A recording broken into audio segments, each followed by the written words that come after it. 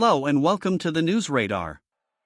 The spotlight at the United Nations General Assembly quickly turned into a spectacle. As Israeli Prime Minister Benjamin Netanyahu began his address in New York, a wave of diplomats rose from their seats and walked out.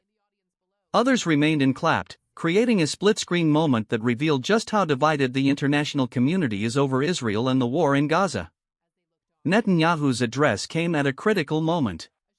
Just days earlier, France, Britain, Australia, Canada, and several other countries formally recognized a Palestinian state, a decision that marked a turning point in Western policy. Netanyahu did not hold back. He accused those governments of appeasing terror, saying their recognition amounted to support for violence against Jews and innocent people everywhere. He rejected accusations that Israel is committing genocide in Gaza, insisting instead that Israel is fighting what he called a seven-front war against barbarism. He argued that Israel is protecting not just itself but the West, telling leaders, "This is not an indictment of Israel. It's an indictment of you, leaders who appease evil rather than support a nation whose soldiers guard you from the barbarians at the gate." The Prime Minister also addressed Israeli hostages held in Gaza directly, promising that Israel would not rest until every one of them is returned home. That line drew applause from those still seated inside the chamber. Outside the UN building, the atmosphere was just as charged. Thousands of protesters gathered, demanding sanctions on Israel and calling for an immediate end to the war in Gaza.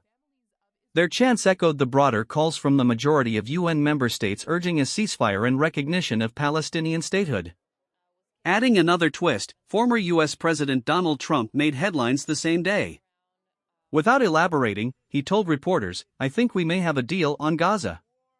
His remark raised fresh speculation that negotiations for a ceasefire and a hostage release may be moving forward. Diplomats from Arab states and Western governments have hinted at cautious optimism. What Netanyahu didn't say was almost as notable as what he did. Despite pressure from his right-wing allies back home, he avoided mentioning annexation of the West Bank. Still, he was crystal clear: Israel, under his leadership, will not agree to a Palestinian state. For now, the reaction to Netanyahu's speech, both inside the UN and on the streets outside, underscores how sharply divided the world remains over Gaza, Israel, and the path forward. We will continue to bring you new updates as more information becomes available. Stay with us for the latest updates.